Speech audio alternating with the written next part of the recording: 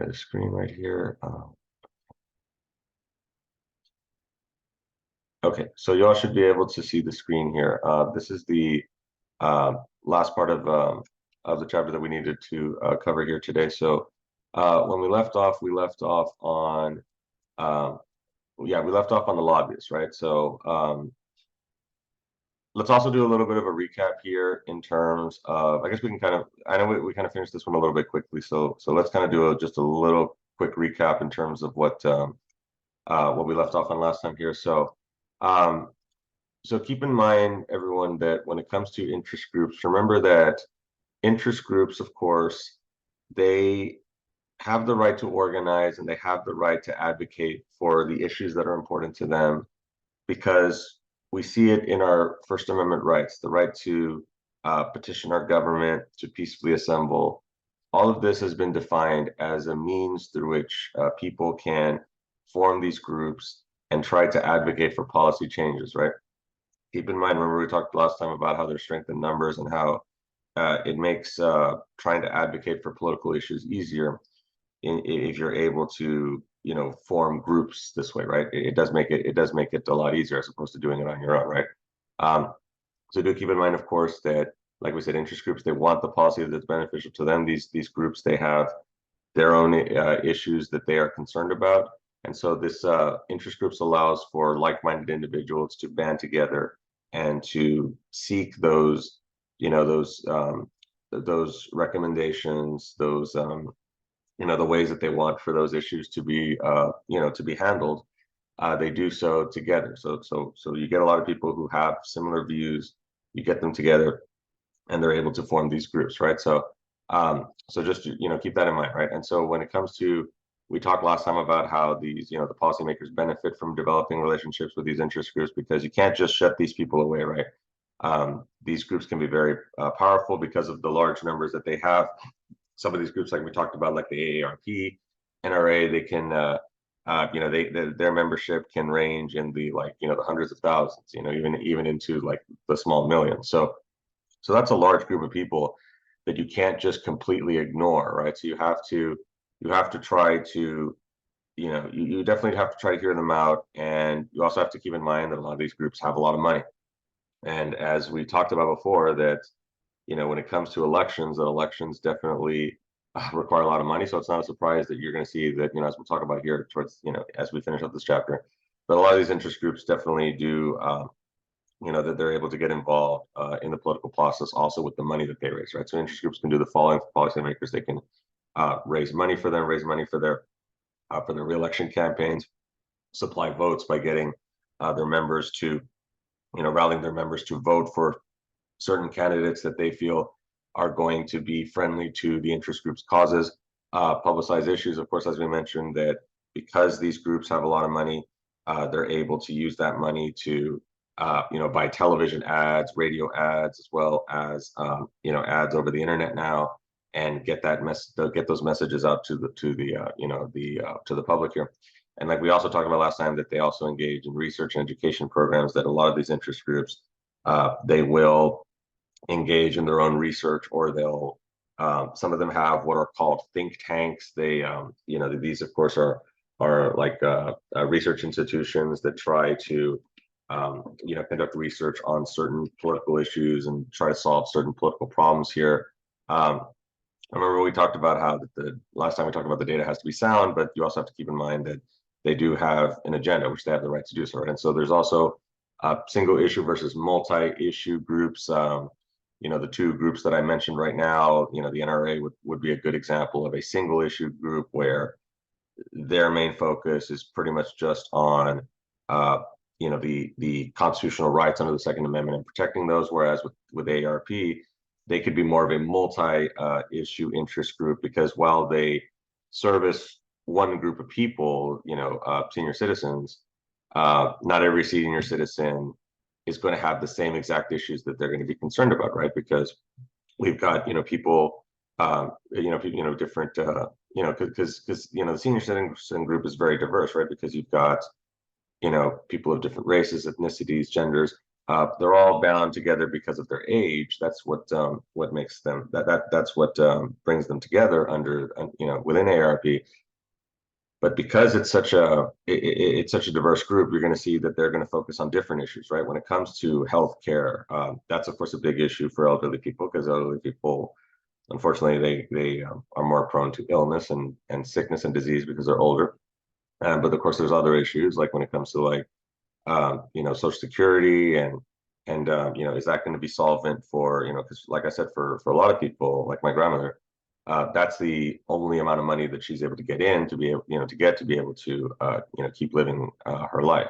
Even though I do help her out with bills and things like that. But the point is that that these people there are there's multiple issues that senior citizens deal with. And then of course let's get to lobbyists here, right? So this is where we kind of left off last year, right? Or last time, right? So lobbyists, of course, these are the people that they advocate on behalf of these interest groups, and these are the people that spend the time actually going and meeting with these politicians, right? And so we're focusing, of course, here on Texas government. So these, of course, are the people that will go and meet with Texas legislators. They will meet with the Texas House members and the members of the Texas Senate, and they will try to get for these elected officials at the state level to agree with them on the views that the interest groups have, right? We've mentioned some of them already, right?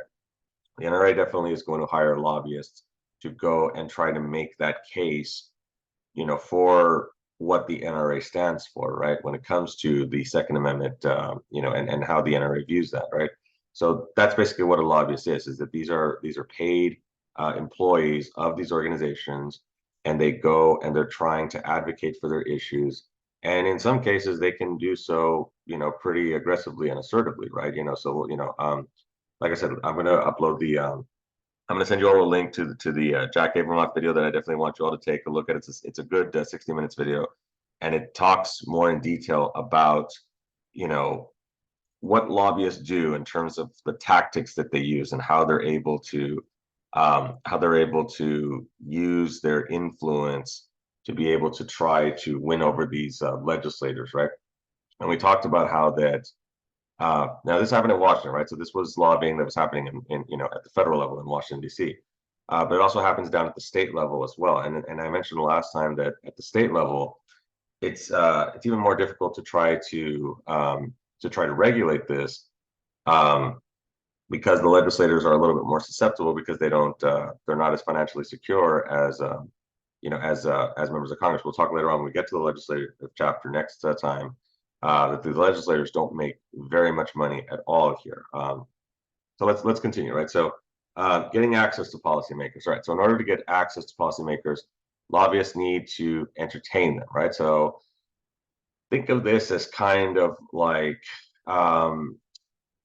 it's almost like how do I explain this? So well, let me give you all examples of what they do, and then we'll kind of talk about the analogy here. So when it means to entertain them, it means to you've probably heard the phrase wine and dine someone, right? Where you're trying to woo them, you're trying to win them over. It's almost like taking them on dates, so to speak, right? Where you're trying to, I guess that's a good analogy, right? It's kind of like going on dates with them, so to speak, right? Where you're trying to they go to fancy dinners, you take them to like golfing at like country clubs and things like that, and you're trying to forge these really close working relationships because the lobbyists are trying to get these legislators on their side with this issue. It's not simply just hey, I want to meet with you, I want to meet with you in your office, I want to try to talk to you about something. No, it's a little bit more nuanced than that. It becomes a little bit more personal, right? So yeah, and the video that I want you all to watch is definitely going to give you all examples of what Jack Abramoff did when it came to one of the things that he did was he would provide tickets to sporting events there in the Washington D.C. area, particularly the Washington Commanders and those and you can see that for yourself like when I give you all the link for that video.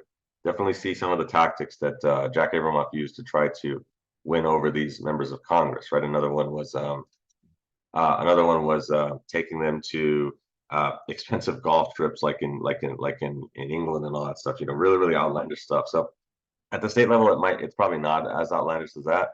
Um, but they definitely do try to win them over. Right? And lobbyists have long-standing personal ties to policymakers, right? So, and it's not just from these really close working relationships that have a lot of perks.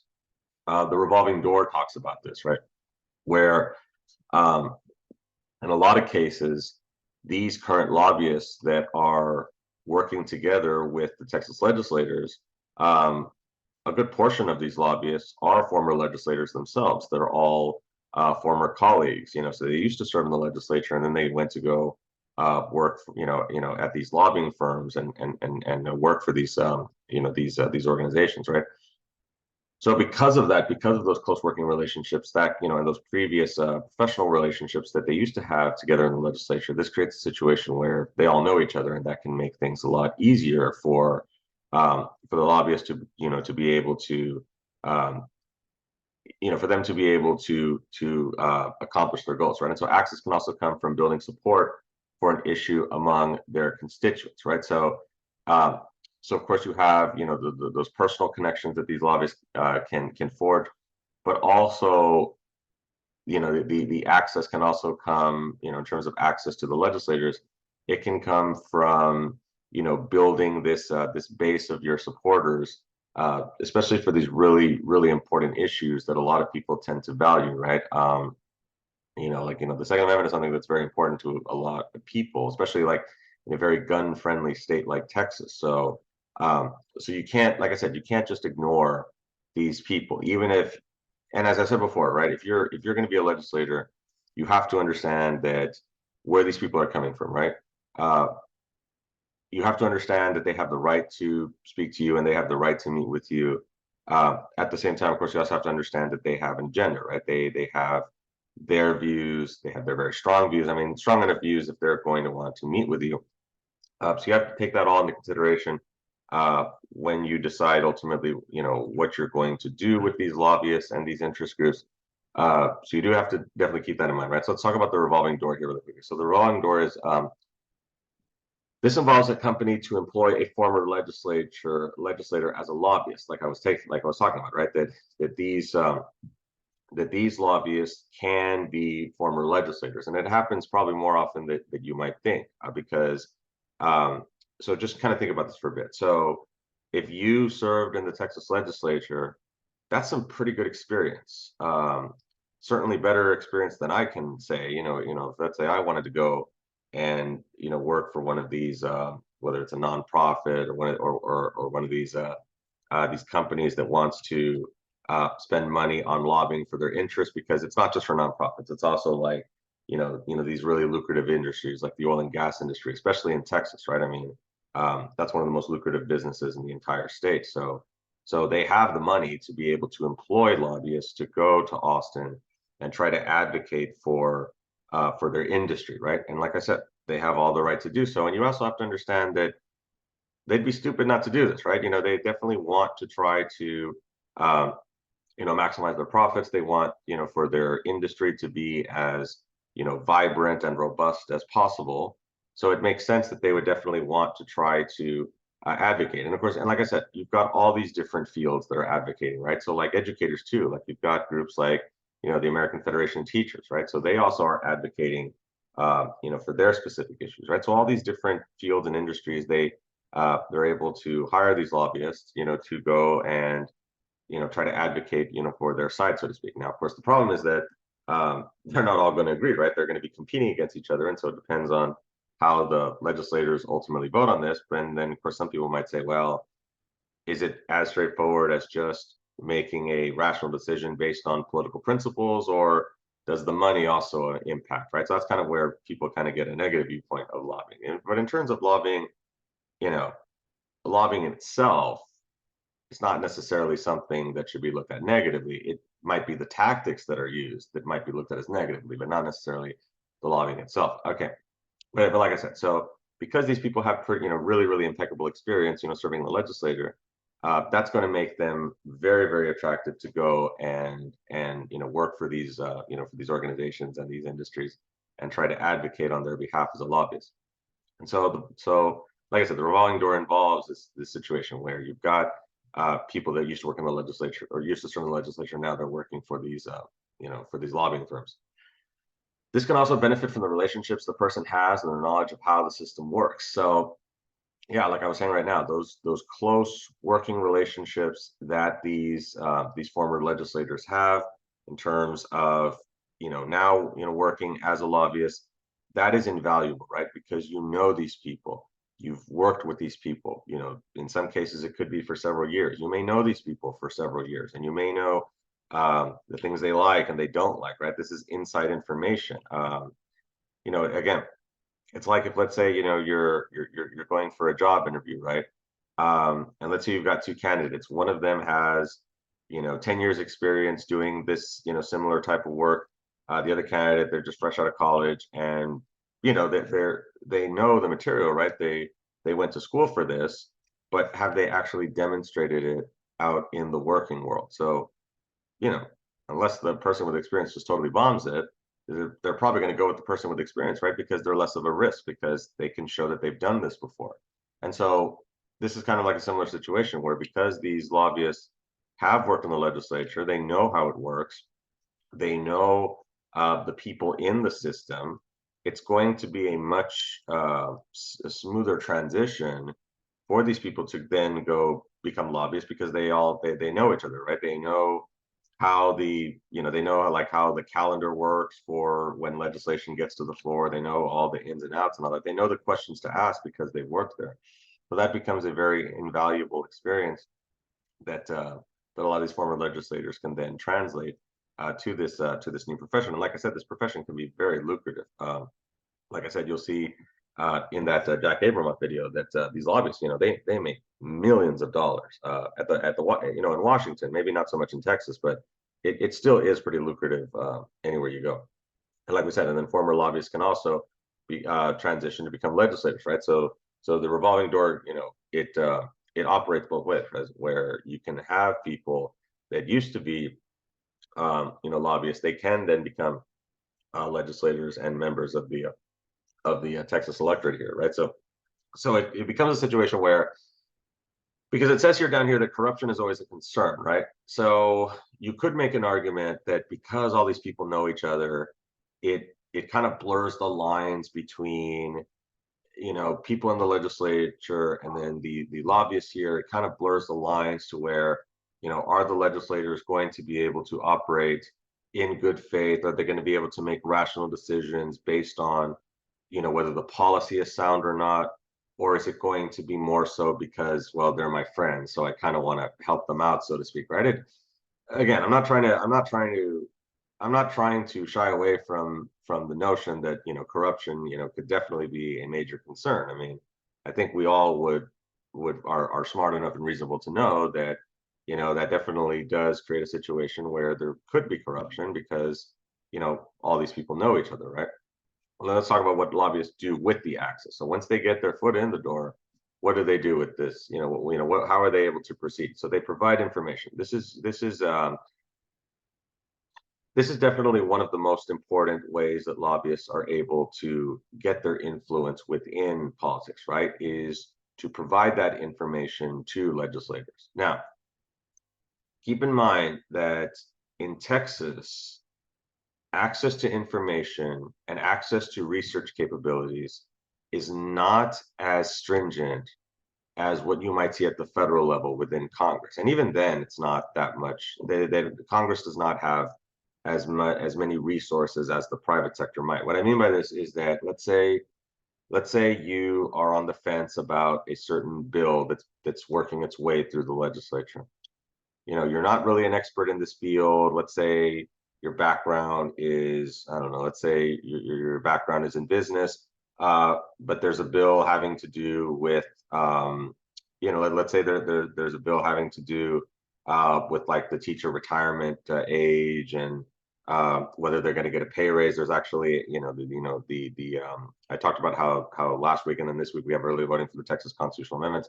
So there actually is an amendment, a proposed amendment to provide teachers with a cost of living increase, so to kind of give them a raise for their retirement. So I know my mother would benefit from that. She's a retired teacher. With that being said, so let's say, you're not really too sure about this subject. It's not really your field. And so then you have, these lobbyists coming over from like these, like the American Federation of Teachers, the Texas Classroom Teachers Association, all these different interest groups that represent teachers. Let's say they come to you and they say, hey, we've been working on this research, in terms of how this bill would benefit teachers. We'd like to share this information for you.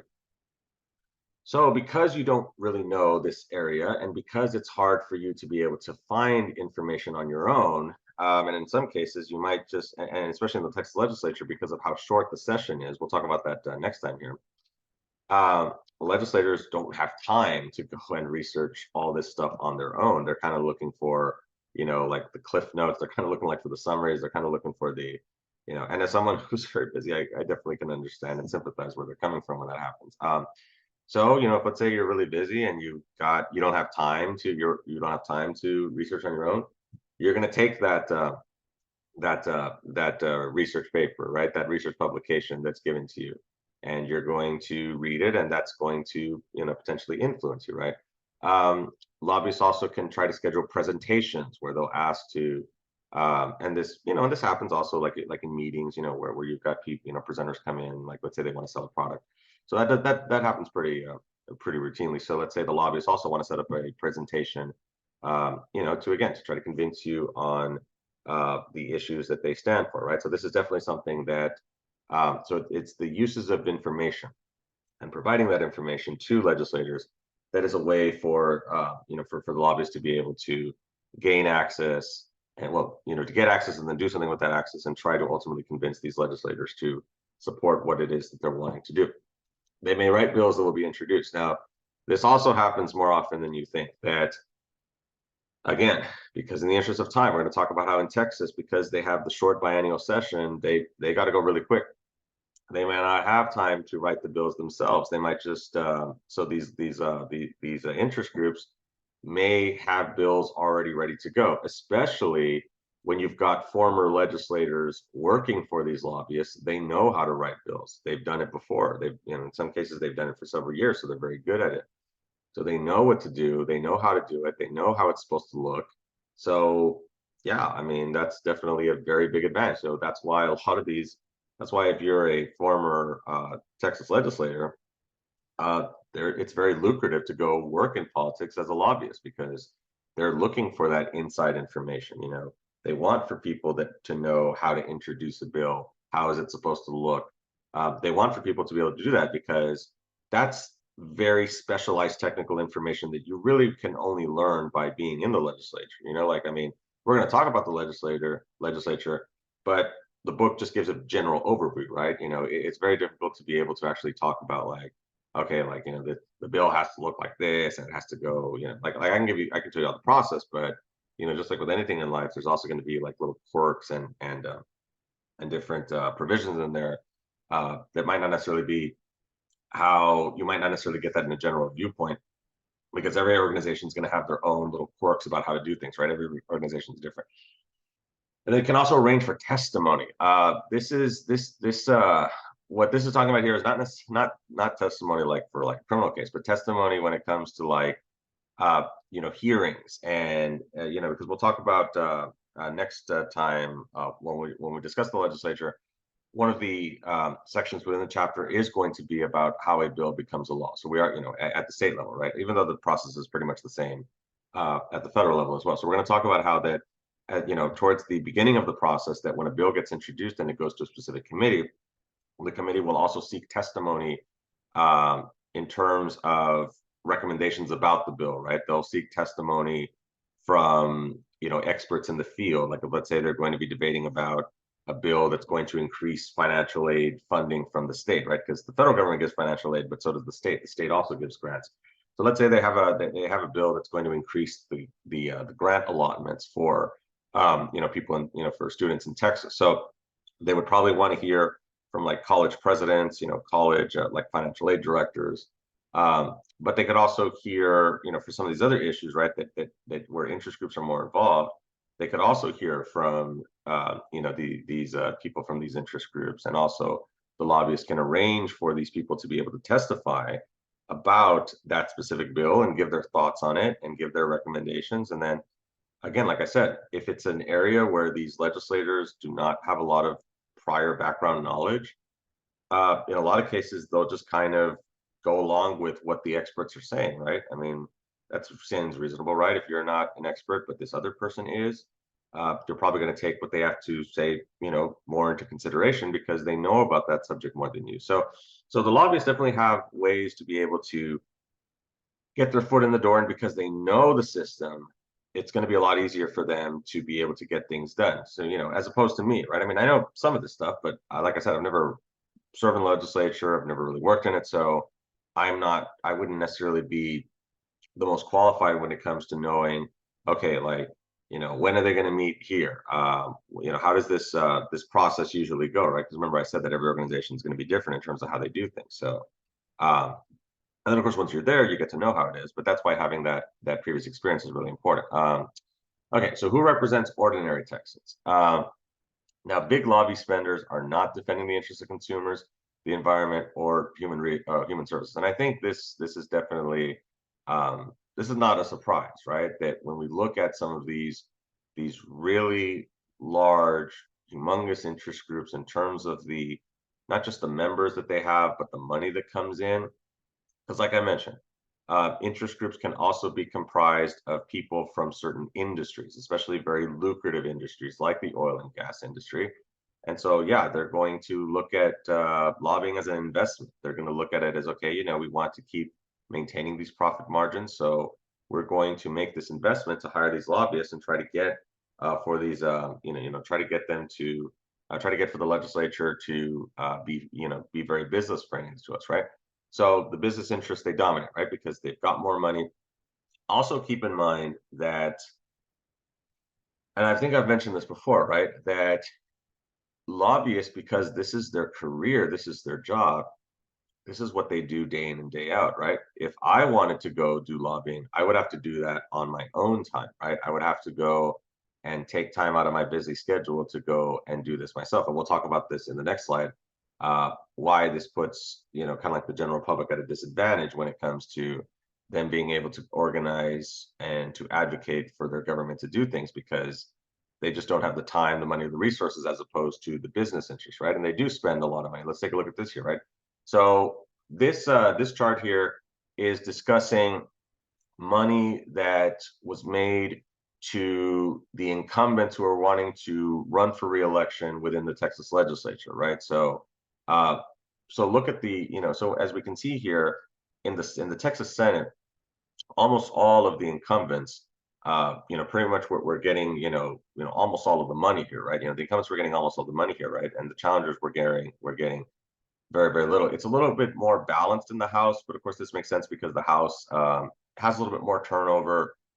It's not quite as secure as the Texas Senate, so that's why the Texas Senate, the people once they get to the Texas Senate, it's very difficult for them to to kind of be voted out. We'll talk about the incumbency advantage here a little bit later in the I guess in the course, but as you can see here, look at all the money that's being spent here, right? I mean, look at the millions of dollars, right? And again, this pales in comparison to what you see at the national level, like in Washington, but this is still a lot of money.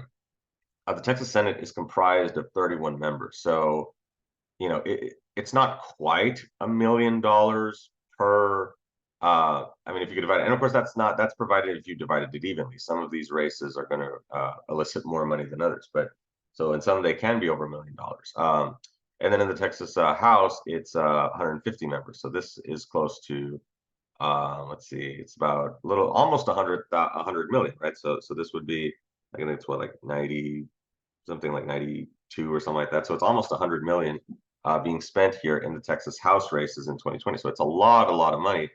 And a good portion of this money does come from these interest groups because, excuse me, sorry about that. Like I said, they've got a lot more money than the general folk, right? I mean, because like I said, they've just they've got more money and they look at this as an investment here. So okay, yeah, we got two more. Okay, so we got about 10 minutes left. So let's go ahead and finish up here, right? So okay, so the another side to lobbying, right? So let's talk a little bit about where some of the negative connotations of lobbying and where it comes from. And again, and I'm not trying to downplay the negativity of it. What I'm trying to do is I'm trying to explain what it is, why it happens, why people have the right to this. But we're also going to see that, and this is mostly because of the amount of money that's involved in this whole circumstance, that because there's so much money involved, as you all saw here, and again, that's just at the state level. The federal level has a lot more money than this. Every presidential election from here on out is going to be the most expensive presidential election in American history. It's never going to go down in terms of the money, unless of course we do something radically different, like alter how we, alter how campaigns are funded, because that's another point that I want to make is that campaigns are funded through private donations, right? You have a little bit of public money, but it pales in comparison to the amount of money that private donors and private, and some of these organizations can pay, right? Excuse me. But let's go to continue here. So to promote the political interest of elected officials who support their viewpoints and oppose the interests of those who do not. So I think that's a very straightforward explanation, rationalization in terms of what lobbying is about. So why do we have lobbying? It is to do this, right? To promote those political interests of the people in government already who are friendly to their viewpoints, who support their viewpoints, and conversely, not support people who are against the viewpoints of the interest groups, right? So pretty straightforward, right? If you've got an incumbent who is very whether it's Second Amendment friendly, or they're very or they're very friendly when it comes to the business interest of some of these these industries, then the lobbyists are definitely going to want to try to keep them in power, because then they're going to lose their influence if they're not reelected here, right?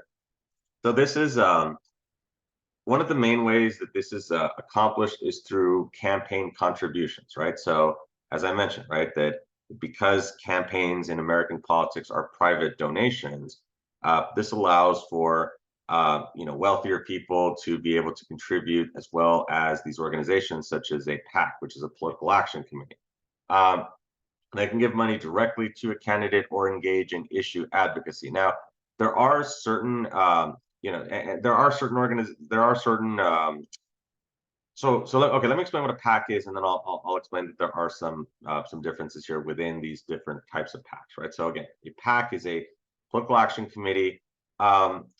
This is an offshoot of an organization or a company, an industry. What they do is they create this organization that represents them politically by engaging in these types of activities where they can raise money for candidates, to be able to use for their campaigns, and they can also use money to engage in issue advocacy. This is done by running ads. So some of y'all maybe have seen these ads before. I know now that we're coming up on election season again, I'm seeing these ads again, especially like on YouTube. The ads for these political action committees, you can spot them pretty easily, because these are ads that are the political action committees. It's kind of funny because they have these really patriotic sounding names like Americans for Progress, or as we're going to see, Citizens United down here, right? They've got very patriotic names. So if you see an organization like that, there's a good chance that it's a political action committee. And it makes sense, right? Because they're trying to make the argument that they're patriotic and things like that. So I know we're already almost running out of time here. But yeah, so again, a political action committee, this is what they do, right? They can basically it's meant to raise money and raise money for candidates, as well as raise awareness for these issues here, right? Now, getting up the vote, right? The commercials, like I was talking about, right? This is meant as a call to action, to try to advocate for certain issues and try to rally their not just their own members, but also the general public, to try to to rally them in support of their cause or their candidate, right? Now, there are some restrictions, as we're going to talk about here within Citizens United. Well, there was, but then that was overturned. That there are some of these organizations like 501c4s where they do have some restrictions in that some of them cannot directly work together with the candidate, but some of them can work on their behalf. Like an example would be like if, let's say, during the presidential election, you've got the Republican versus the Democrat, right? Let's say it's Trump versus Biden rematch again. Some of these organizations cannot directly get involved in terms of actually coordinating with the campaigns, but they can still get involved politically outside of campaigns. And when you've got like a Republican versus Democrat, it's very easy to see which side they're supporting, right? If you've got like a very conservative ad, then it's clear that they're supporting, the Republican candidate, even though they're not actually working together, so to speak, right? Because the candidate can't go and tell the super PAC, hey, don't run this ad because that organization doesn't work for them, right? They can still get involved in the political process outside of it, right? The candidate cannot tell them that they can't get involved politically. And then let's talk about, let's talk about defeating opponents, right? So typically interest groups work with incumbents. The incumbency advantage is real.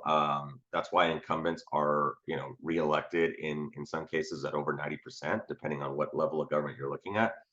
That's why, once you getting in is very important for people in politics, right? Because once you're in, it's very hard, to leave, because then you have access to fundraising. You have access to political party fundraising organizations. Like you've got like, we'll talk about we talked about the RNC and the DNC, and then there's also like the DCCC, like all these different committees, and they're responsible for fundraising and keeping their members still in Congress and all that stuff. But yeah, it's definitely they definitely do work with these incumbents and try to get them to stay. At times they try to defeat a candidate they cannot work with. And of course, the Citizens United versus FEC case is really, really important. The organization does not have to disclose its donors, right? You've got some of these shadow, you've got these shadow PACs where they can keep their donors secret, right? Let's see, because I know we're already almost running out of time here. So we'll talk a little bit about Citizens United here a little bit later, because we will reference it a little bit later in the class here. But it's a very important case, and I'll have some resources for you on that. Basically, it was talking about, do corporations have the right to to donate on behalf of candidates and get involved politically? Okay, but anyway, so interest group capture. Of course, interest groups can have influence over a governmental agency. Public Citizen Report indicates that by 2010, 80% of donations to incumbent commissioners were from industries they regulated, right? So this is also an issue, right? Is that